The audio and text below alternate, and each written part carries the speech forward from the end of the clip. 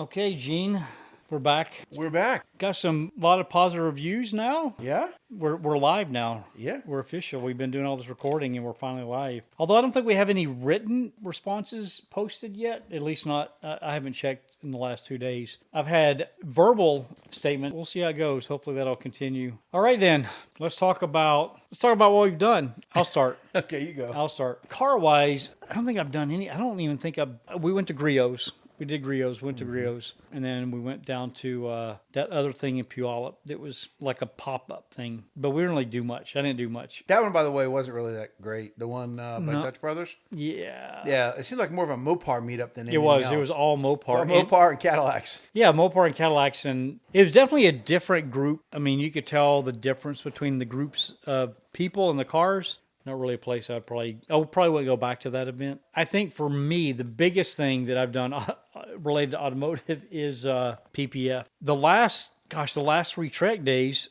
I've had that ugly temporary wrap. I kind of put the track wrap on the front of the car. It's not attractive. And I was getting lots of crap from me.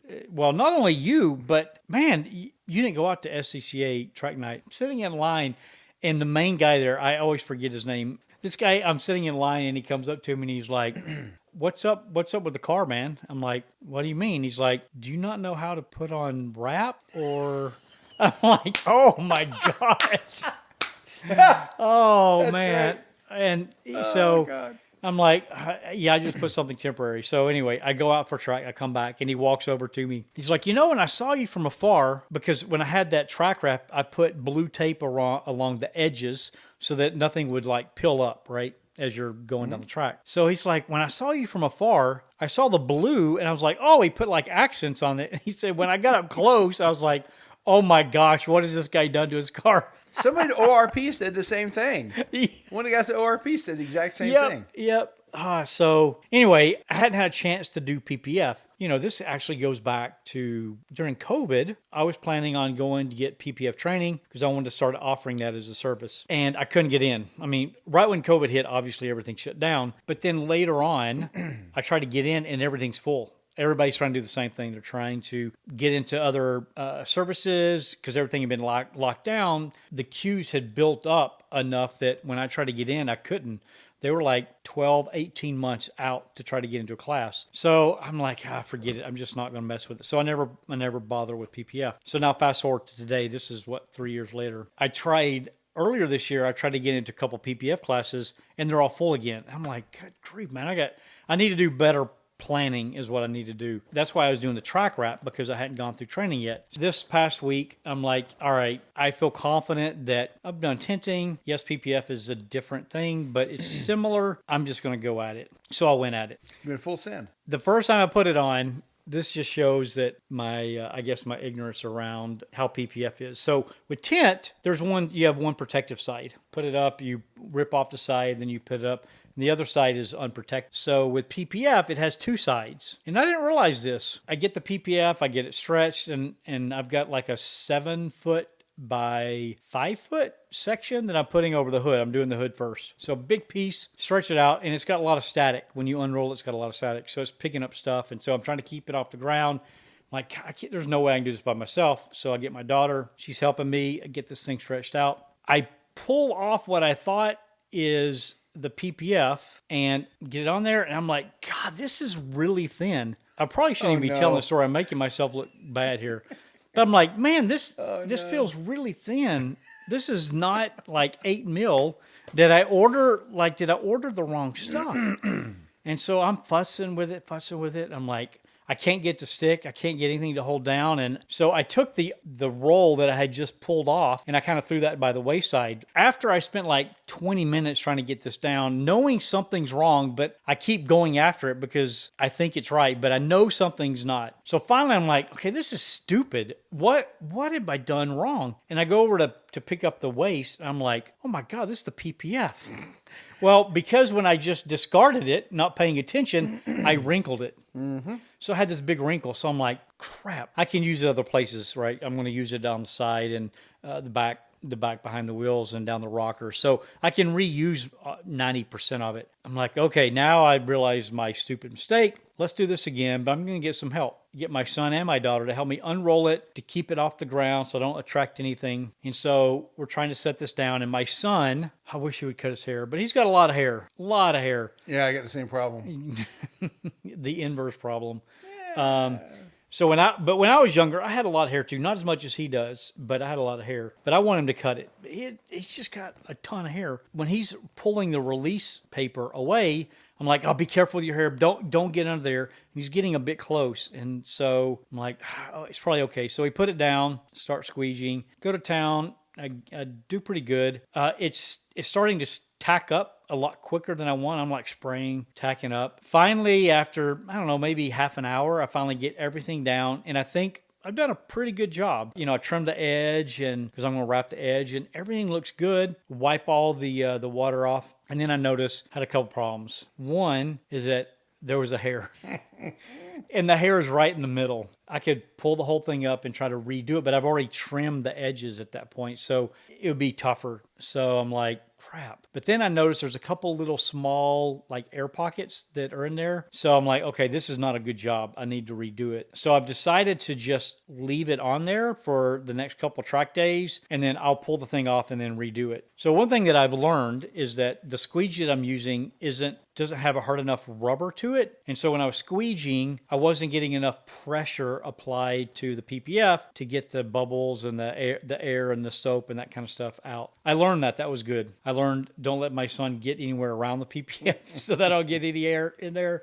I'll definitely check closer next time. But mostly, and people that do this will know, not having a keg that's pressurized to spray that stuff. When you watch videos or you go to any tutorials that are online, they're always using a keg. Now I know why. When you're using a spray bottle by hand, I went through 64 ounces of trying to spray that stuff, and it starts tacking because I can't move as quick as I need to. And if you've got a pressurized thing, you just lift up the film, spray it, and it's covered. So I think I'm definitely going to need to get a keg because I plan to do all of my cars, and then I don't know, maybe I'll offer it to some, like friends and colleagues. I don't know if I want to get into. It's a lot of work. I'm not gonna lie. It's a lot of work. I don't know if I want to get into it as a full service, but it's cool to be able to do it for all my vehicles and that. And then I did some tinting as well. So I guess that's probably the only thing that I've done. A lot of lessons learned. So that was good experience. I look forward to getting on the track and not getting heckled by Gene or the guy. I'm gonna heckle you no matter what. It doesn't matter. But you can't heckle me about the ugly track wrap and the blue accents. You won't be able to heckle me on that. I mean, you can find something else. I will. I'm a friend. I'm supposed to. You'll find something. Not lap times. You won't be doing that. No, I won't be doing that. I can't even front on that one. Although your car's a little faster. I guess the only other thing I did is I rotated my tires when we went to ORP, and then I did the ridge for the track night. Felt like I was giving up some on my right when I was turning in, and so I took all the tires off. They're square. I didn't realize that. What's that? Are they the same size? No. Well, they're not directional. Oh, they're not directional. So I just swapped from size. Right, okay. They're not directional. So. Okay. It's like 20, 21, so they're not square. So I sent a picture to you and one of our friends, and he commented that, that tire is, you got lots of life, right? You got lots of life. He said the same thing to me about my brakes. He's like, nah, put it back on, go full send. So man, that's a brake engineer right there. So I rotated them, so I feel a little bit better. I rotated tires so that, because you can definitely see the wear if you're going on a track that has so many turns on one side or the other. So I rotated them. The brakes are really close, not quite to the squeal mark, the squealer tab. So I got a little bit less. So I think I'll be able to get. Just grind them down with a Dremel tool, then you don't even know it. You don't have to hear it. You don't have to hear it. I did that one time because I was so tired of hearing it. Like, I've ordered the brakes. Shut up, car. Well, Dremel tooled them down. As long as you ordered it, but I'm afraid that if I did that and then I would forget about ordering it and then. Oh no, I had already had more. Okay, yeah. So maybe that's what you do is after you order them. So I told it to our buddy. He's like, he gave me the evil eye. Like, really, dummy? Well, I mean, there's still life left on the pad. Absolutely. But I'm not a brake guy. But my guess is that the further you get into the material, the less stopping power. Correct. I talked to Brembo about it. They said, yeah, the further you get down, it's more binders and other things and glue, whatever materials they have. It doesn't mean it won't stop. It doesn't have the same effect. The same effect. Yeah. Okay. So I've got a little bit left. So I think I'll be able to get our next track night next week. And then there's the one, the SCCA the week after. So I think I'll be able to get those two. And then I'll probably change out the tires and the brakes at that point. That's what I've been up to. What have you been up to, Gene? You know what I've been up to. So it lends itself back to the off-roading experience from Oregon Raceway Park. I got the parts that I needed. I was able to replace the front splitter with the original one that came with it because I had two. So no problem. Mostly you looked at the car, you couldn't tell that I destroyed the lower grill. But I ordered the lower grill anyways because I could tell. And the car there were some structural pieces behind the grill that you couldn't see, but they were definitely broken. So we had to reglue those, but also having the full grill actually creates a lot of stiffness in the front, the front of the bumper. I needed to have that before I go to another track day. So I have a friend who generously lent me his 4-post. Kind of looks like you. Yeah. So come over here today, and we start taking off these. Oh wait. Okay, wait a minute. I've got to interrupt you. Okay. I had to bring up a text. Oh, you're not. I don't even like you. This was Wednesday. Okay. It's auto text, man. So Gene had sent me a text because he wanted to come over. I offered them to use my lift because it makes it so much easier if you can put the vehicle on a lift to go up and down at different. I mean, it's just so much easier. What we did today, I would have been oh my gosh, to do it. I can't even imagine trying to do that. That's a full day thing. Off a jack or something. No. That would have been miserable. So I'd offer Gene to use one of my lifts. So he's like, okay. So he sends me a text. The text first starts off with, "Hey, looks like Sunday, Thursday, and Friday. Any chance you want to do the lower grill?" There's two things. Okay, a minute to be okay. Autocorrect. It's supposed to be sunny Thursday through Friday, but I. Okay, so my first thought was like, why would you start out with Sunday? Because I'm weird. Before Thursday and Friday, and Sunday is Mother's Day. I know Liz's not going to let you come over and play in the car on Sunday. No. So why? I'd be afraid to ask. I couldn't even understand why he was doing that. I'm like, is he talking about next weekend? But then I'm like, you know what? I don't know what he's trying to say, but the part that got me more was any chance you want to do the lower grill. Now, you didn't say, hey, do you want to help me? He said, do you want to do the lower grill? Oh. So I'm like, oh, now I know what he means. Yeah, you know what I mean. I know what he means, but that's not what he stated. That's true. He stated, do I want to do it? I really do. I sent him a note back and he's like, oh, it was autocorrect for Sunny. Then Gene corrected his statement, want to do the bumper with me and not asking me to do it. I'm glad that you were able to get your English in correct order.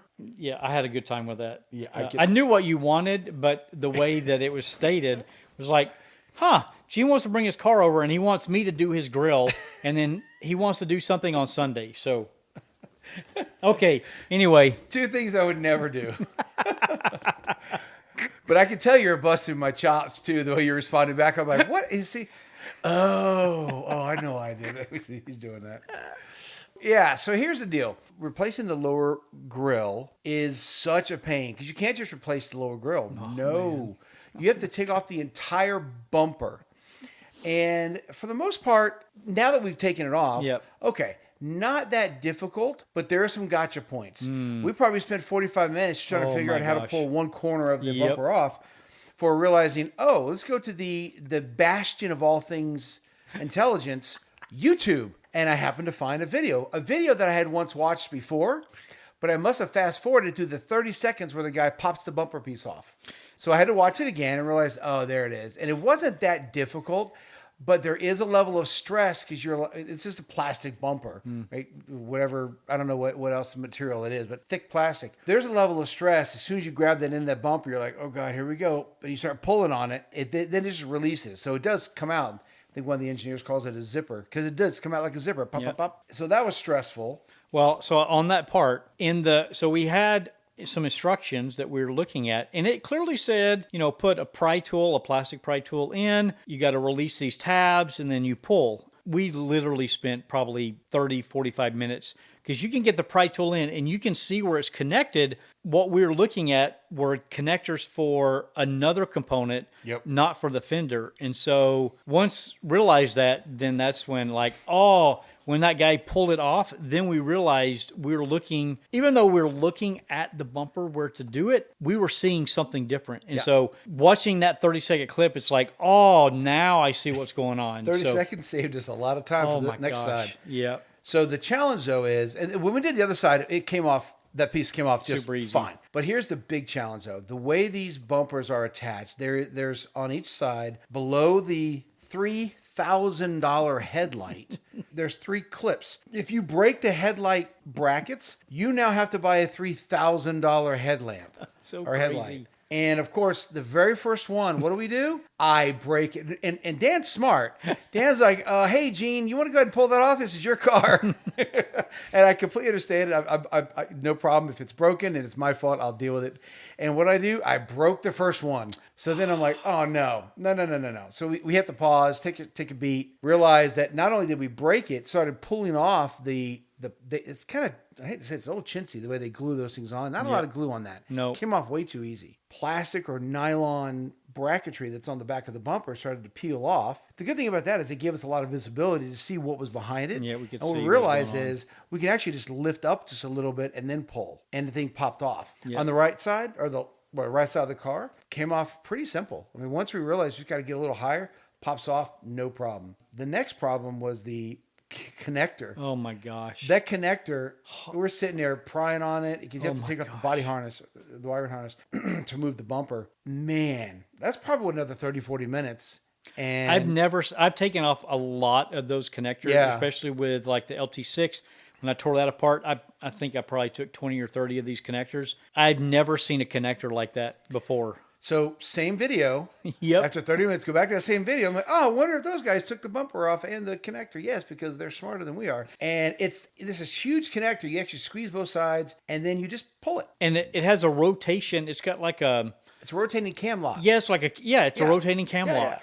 Yeah. So it's just the weirdest thing. And then it came off one-handed. But we had to make some room. But we made the room. So it's been a bit of a journey and a pain to get that off. And we probably still got another hour or two worth of work. There's still work to be done. After we, the pieces that we had to glue back together are glued, and we make sure it's nice and sturdy. But then it'll go back together, and we'll be good to go. But man, it's been a journey and a pain, but a learning experience, though, and fun, and a good story to tell. And people who online are like, "How do you take a bumper off?" I'm like, give me a call. I'll tell you what to do and what not to do.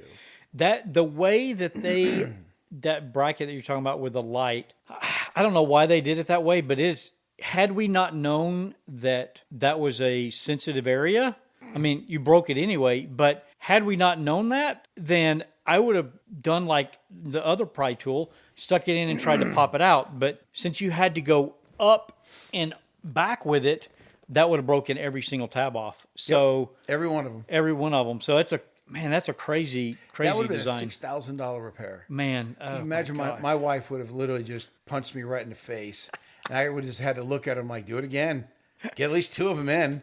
Can I call her and just tell her? Hey, we broke it all. It's going to be $6,000 just to tell her. Stop it. Not on Mother's Day. Don't ruin her Mother's Day weekend. Oh, yeah. Oh, okay. Well, I wouldn't do it on Sunday. Oh, you're so nice. Yeah, I would do it the day before. You do it today. Yeah, that's it. That's what I've done car-wise. And we're not done yet. Okay. Our topic this week, which is... What's our topic this week? Okay.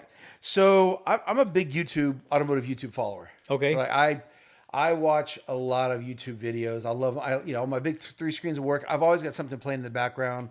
In the morning over breakfast, I'll queue up probably 6, 7 videos, maybe even a dozen videos I want to watch. Just let them play in the background while I'm working. So it's like a podcast kind of thing, and they just play. This is why I can never get a hold of Gene. I'll send him a message and like 6 hours later because he's on YouTube. No, it's a podcast.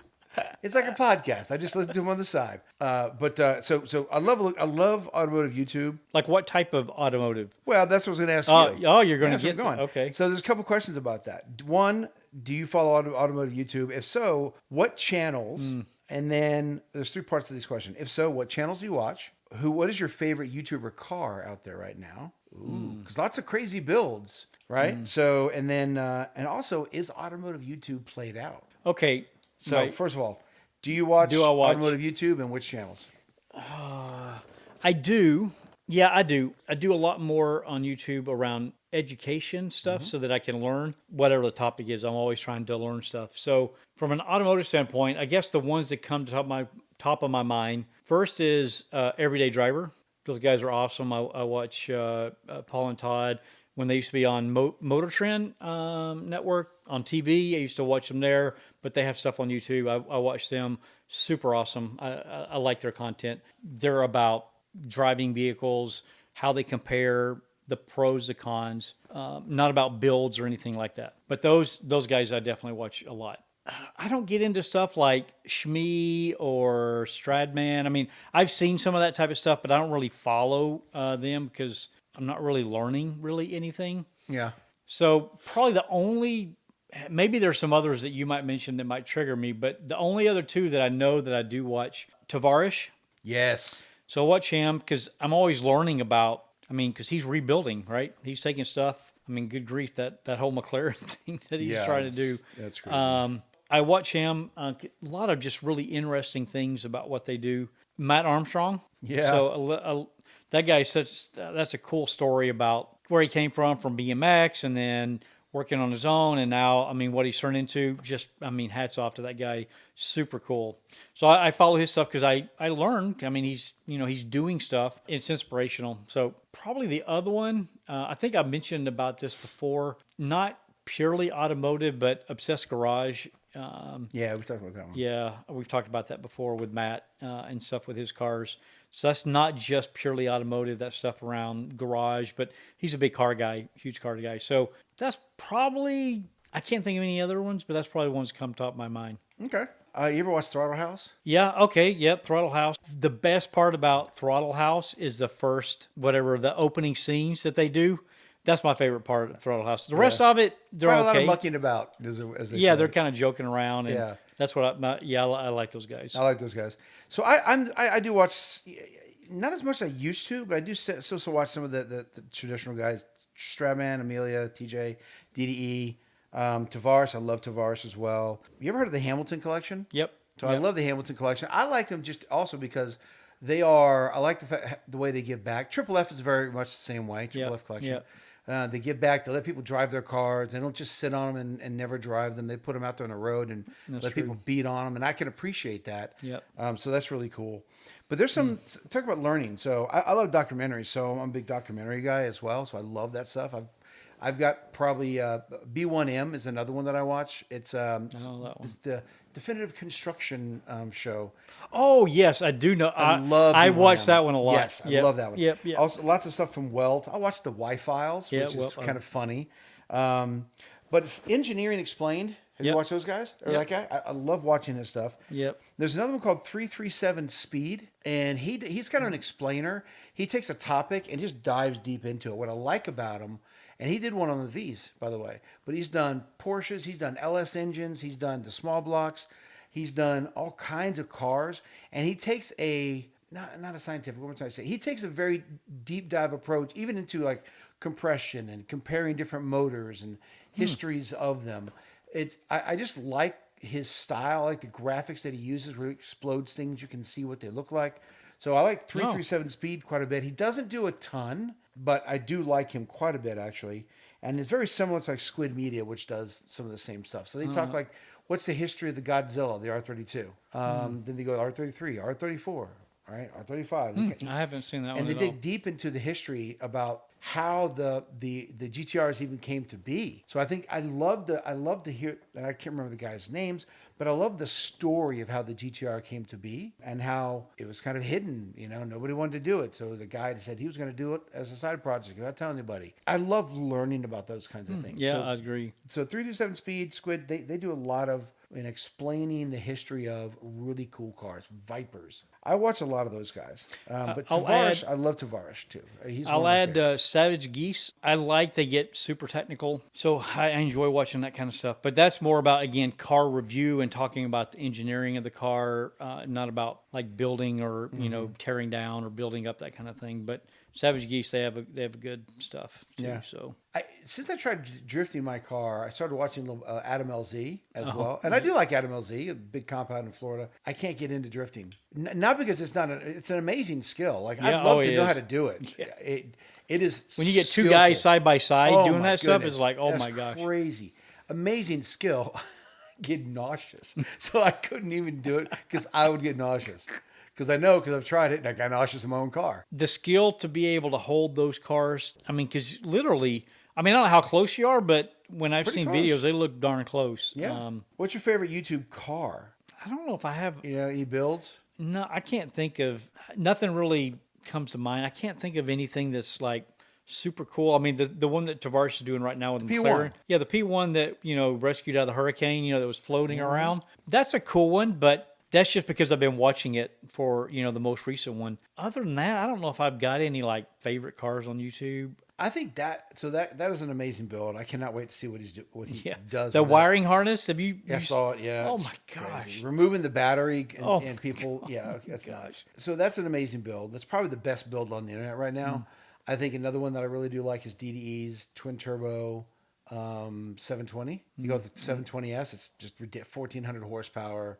It's insane. Of course, he keeps blowing the motors and getting into wrecks and stuff like that. But that's a cool build. But I think one of the most unique builds. You ever heard of a guy, Rich Rebuilds? He does EV stuff. He has this whole channel about how he took took a Tesla and rebuilt it. And the whole challenge of dealing with Tesla and the fight to deal with Tesla to get parts from them. Oh, no, I haven't. Oh, no. man, it's really good. He actually took I don't know if it was wrecked, but it certainly was a dead Tesla, and put an LS into it. I mean, I've heard about the LS swap. Yeah. So that was him that did that. That was him that did the that. first one. And it's nasty. I think it's 650, 700 horsepower. It's got to be the weirdest thing. You pull up into a gas station with a Tesla. People are looking at you like, you're an idiot. But wait, that doesn't sound right. Something sounds wrong. There's too much bass coming out of those speakers in that car. So that's a really cool build. I think that's kind of a unique build. He does some cool stuff. He put a EV and like a Roadster, like a Model T kind of Roadster looking thing. Wow. Yeah, it's cool. He does some really neat stuff. That's just deadly. There was when you talked about the EV and him pulling up with an LS swap, you've probably seen this video clip. It went around the internet for a bit where this kid is walking through a car show. Little kid, like, I don't know, 4 years old. He's like walking around and he's like, I don't like this because you can't hear it. It was all those EVs. Yes. That guy pulls up in his EV, but he's got that engine. Everybody's gonna be like, The kid's probably like, yes, please. I know. I like that. I like that electric car. I hear rumor that GM, they saw that video, that little kid, and they're like, we can't disappoint him. Let's not do it by 2030. Oh, God. Okay, I'm making that up. That's clearly not true. Thank goodness that they've decided to I know. come to their senses, even though everybody's been saying that for I know. I'm how long? so happy. All right, so that was a piece around YouTube. Do you think, one more piece around that before I have my final question. Do you think automotive YouTube is played out? Do you think there's too many channels out there? Who knows? I mean, I'm not a guy that lives on YouTube. I mean, I go out there and I've got, I'll pop it up and see what comes up in my feed. If there's some people I want to check and see. I think that there's so much, like, think about Matt Armstrong. He's probably only been around, I don't know, he's not 5 that or 7 years, something yeah, like that? not Maybe that long, right? Yeah, not that long. Can't- Great following. Just kind of came out of the blue, and now, I mean, he's got like a couple million people following, right? I think that there's always room for good content with good actors, not actors in the sense that you're characters, right? If you have good content with good characters, there's always going to be an audience for that. So I don't think it's played out. I mean, other people come in and do kind of builds, and they've got different people that come together. I don't think so. I think that, man, there's so much stuff that's sitting out there.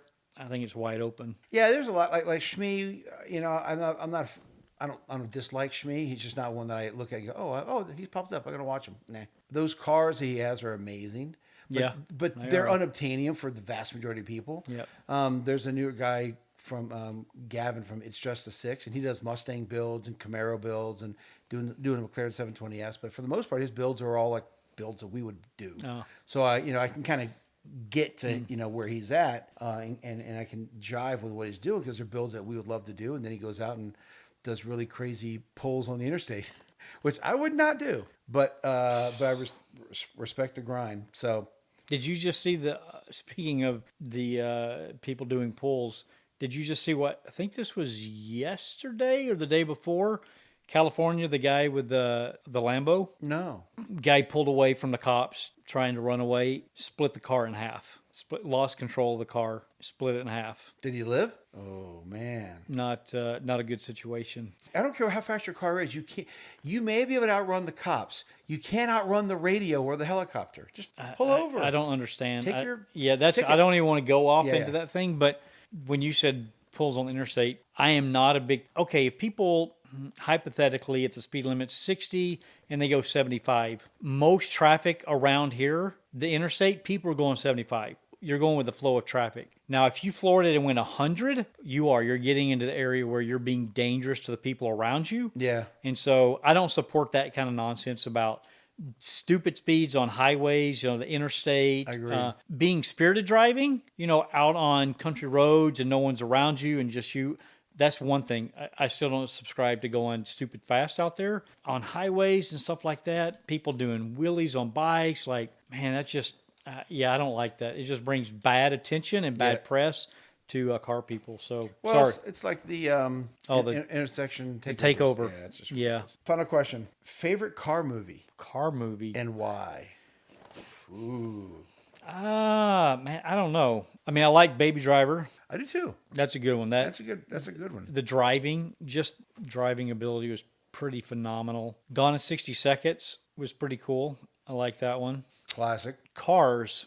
I really like the original Cars. Oh yeah. The ones after that, not so much. Nah, I played it out. The first one had the magic. It was First one was like, Kids oh loved it. my It was gosh, awesome. that was so awesome. so good. That one was good for kids, and it was good for adults. Oh, absolutely. It had humor for both. It Yeah, was yeah. I mean, I watched it as an adult first time, and I was like, me man, I too. love this movie. We went and bought it. I like it so much. Let's see. What's the one where they're in Mini Coopers and great. Italian Job. Italian Job? Thank you. Italian Job is really cool. I know that's not all about automotive, but there's a lot of automotive scenes. There's some good driving. Oh, there's some really good driving in there. Good driving. Born Identity. Oh yeah, Jason Bourne's Right, got Jason Moore, right? You're in Paris and the little Yep. Mini. So you bring Yep. up the Mini. He's in the little Mini doing his thing. Yep, that was a good one. He did it in Russia at the end of the movie, Yep. or the Yep. end of the second movie, I think. Whichever the. Yeah. Those are probably the ones that I can think of off the top of my head. Okay. I agree with those. So if I had to pick one, it is highly unrealistic. It is so ridiculous. But Gone in 60 Seconds is still it. And Eleanor is the car, right? That to me makes the scene, But I think that is kind of my favorite car movie, even though it breaks all chains of common sense. Yeah. I mean, that would never happen. Yeah. But there's some good movies, with really good car chase. Bullet, obviously. Oh yeah, boy. Right, Yeah. you've got the Bourne stuff, which is really good. I love a good car scene. Have you seen the movie Underground 6? That sounds familiar. It's got Ryan Reynolds in it, and there's this bright green Alfa Romeo. Is I it have to the see Giulia? I don't know. I have to look it up. I don't know. The name sounds familiar. It's not coming to the forefront of my mind, but Yeah, so it's got this Alfa Romeo. I think it's a Giulia, and it is really a beautiful car. Yeah, it is a Giulia. It's this bright highlighter green, clearly modified. It's got, it's got the handle for the brakes, the drifting. Just a beautiful car, but it's doing ridiculous stunts in Italy. oh yeah, okay, I've seen it. Yeah, Yeah. yeah. Yeah. That car, and I love seeing those I love seeing car chases through really great cities in Italy, in Greece, right? Things like that. They're just so beautiful. I'm trying to think if there's any other movies that we haven't. I know that people listening would go, wow, you forgot about these I know there's 85 movies, but I just think those to me are probably the best movies. Oh, American Graffiti, duh. It's been so I don't It's been remember. a very long time since I've seen that, though. It's Super very long. classic, Yeah.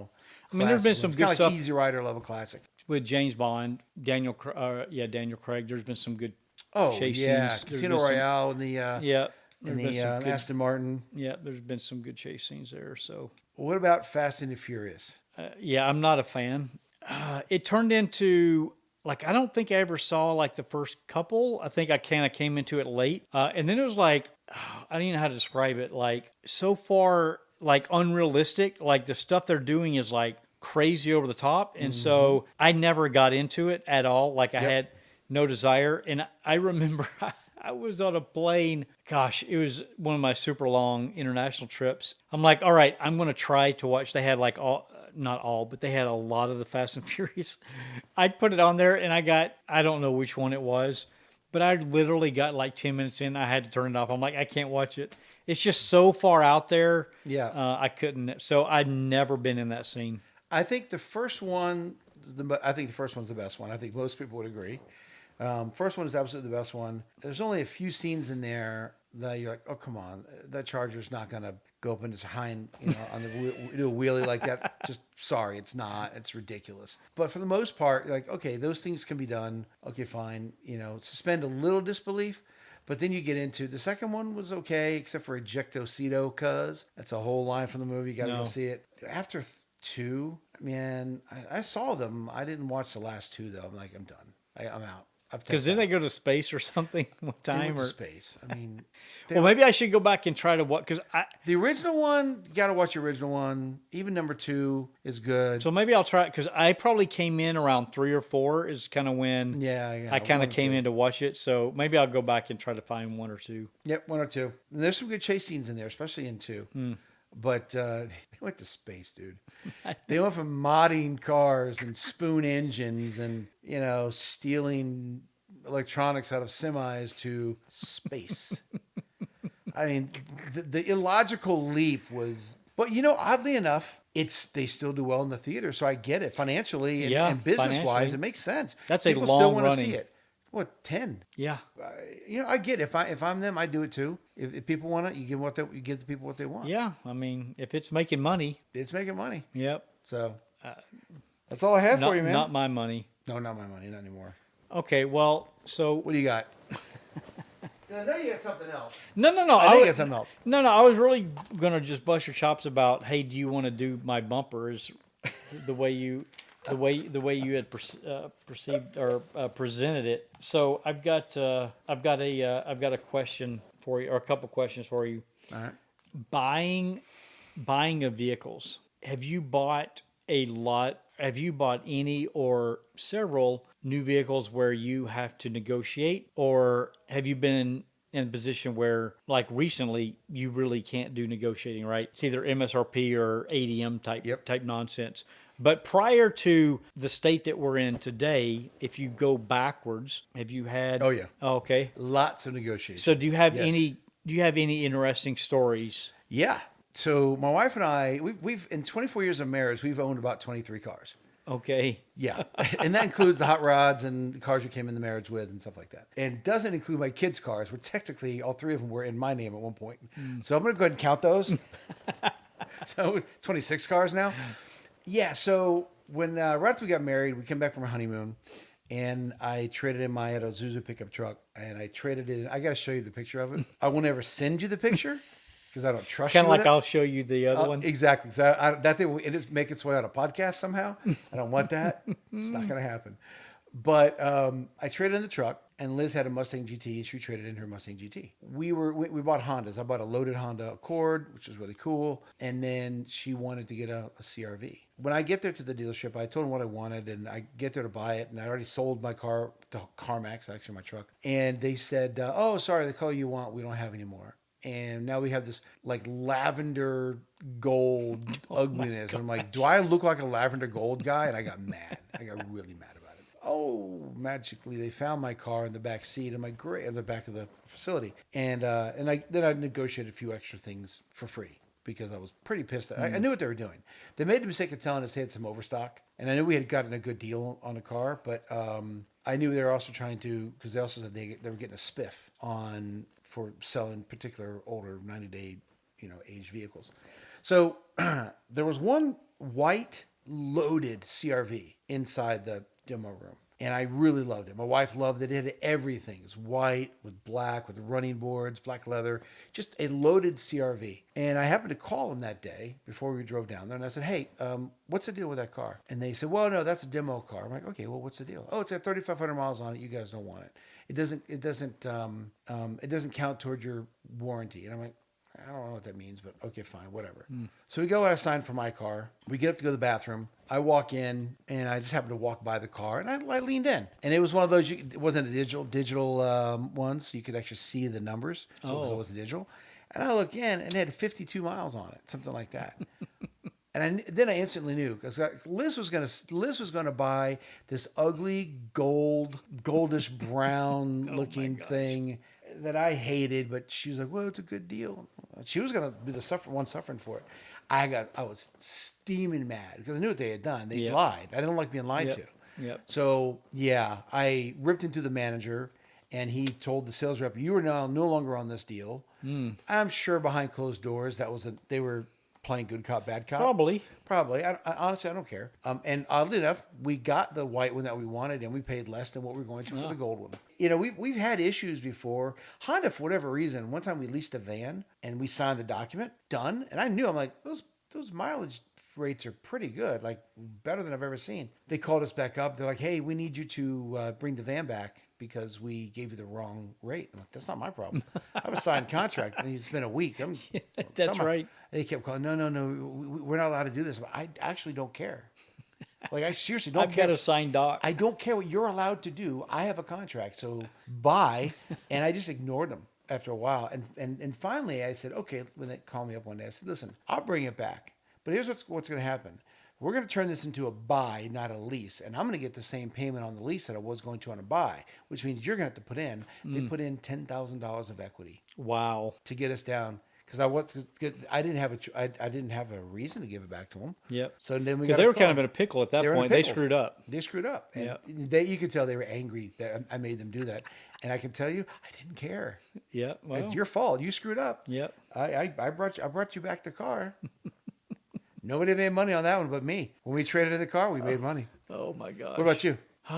You know, I've been pretty fortunate that I married into a family where my brother-in-law is worked for GM for like 30 plus years, 35 years, something. So I've always been able to buy GM vehicles at an employee pricing. Super nice perk, really nice. But prior to getting married, let me back up. Prior to realizing that was a benefit extended beyond him, but extended to his brothers and sisters, my wife, we went in. Only time I have kind of a funny story. We go into a dealership. I even hate to even say this word. I was looking at a Town and Country. I know. They were pretty sweet back then, I have to say. I mean, inside was pretty nice. You said the words town and country and pretty sweet in the same sentence. I know. I know it's bad. But I'm breaking up with you. We had... We're done, you and me. We're done. We're done. I'm out. We had a Chevy Blazer, like the small, Chevy Blazer, two-door Blazer. Wanted some more room. We ultimately got a Tahoe, maybe as Yukon. I forgot which one we got. But I was looking at the Town and Country. We go in, and they're like, oh, well, we'll take your vehicle to go get appraised. We're like, okay. Now, I had seen my dad do negotiating, so I learned some stuff from him. And then, through the military, I had to deal with, in my role, I had to deal with different suppliers. And so anyway, I had gotten to where I was a pretty decent at negotiating. And so it was clear within, 15 minutes, these people are playing games, right? Maybe most is overrated, but a lot of dealerships, they tend to play games, right? And so they're playing games, kind of jerking me around. And what's your monthly payment? I'm like, I don't care. You don't even need to worry about the monthly payment. I want to talk about the final price. Because they want to manipulate the numbers with financing and that kind of stuff.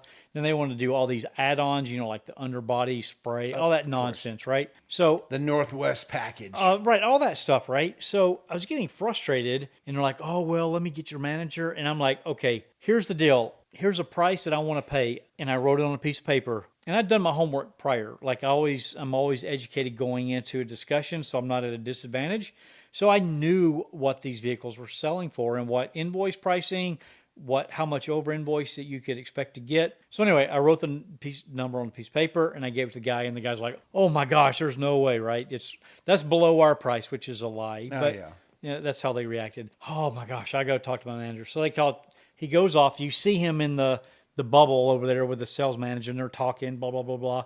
They came back like, "Oh, we can't do it, but we can get you to here." And I don't know what the here was, but it wasn't anywhere close to my number. So I'm like, okay, hey, I appreciate the opportunity to have a discussion, but I'm done. I need my keys. And like, "Oh no, let me go." I'm like, "Hey, I gave you my number and you said you can't do it. So there's really nothing else to talk about." "Oh, sir, Cheryl's with me." I get up. I'm like, "Okay, we're leaving." I walk outside and my truck's not there. So they had like taken around back to appraise it or do whatever. Mm-hmm.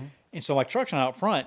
And so I'm like, "Where's my truck?" "Oh, it's in the back." I'm like, "Get my truck right now and get me my keys. I'm leaving."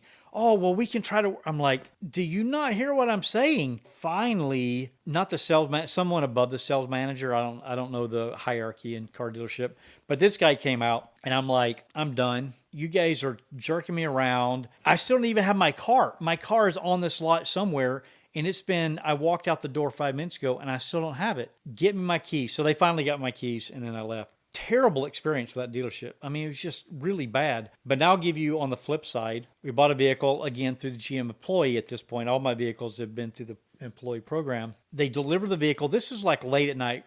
I don't know what day, but let's say it's a Friday night. It was like 8 o'clock. It was dark out. It was late. Dealership had closed, but we're finalizing the paperwork. They go to deliver me the vehicle. It was a brand new 2000 Chevy Silverado 1500. Super nice truck, blue, pretty. One of our friends' sons now has that vehicle. It's got like 250,000 miles on it now. It's still running away. But they brought it to me, and it was pretty filthy. I mean, it was dirty. I told them, I'm like, "Hey, I'll accept this," but this is before I was like really into detailing stuff. I would never let them clean my vehicles now. Oh, yeah. And I haven't for a while. I've never let them. But back then, I'm like, "Hey, I would expect you to give me a clean vehicle, right?" So they went and told the owner of the dealership. That guy came out, took my truck. This is at 8 o'clock at night. Took my truck back around the back, and he is personally washing my vehicle. I was so blown away by... That guy would get my business just for that. I bought the next 5 vehicles from that dealership because of what he did. Now That's leadership too. Now he's now since lost my business because of something else he did. Maybe I'll share that story at a later point. But I was so impressed that he took the time, because I even said, "Look, I'll bring the vehicle back another day. It's late. Don't worry about it." And he's like, "No, I want to make this right." Super impressed. There's a spectrum of good dealership and bad. Oh, yeah. I had a really good experience on that one. So, well, I guess that's it. What do we have here? What's that? A black? What is that? It's a Isuzu pickup truck. Oh, okay. I can't. It's a little bit further away. I can't. I'm trying to see. I don't want to give it to you. Gene doesn't want to let me hold that. No, you don't get to hold it. Let me hold that 20. No, you don't get to. You get to see it and make fun of it, and then that's all you got. That's fun. It's cool, man. All right. Till next time. Talk to you later. Cheers.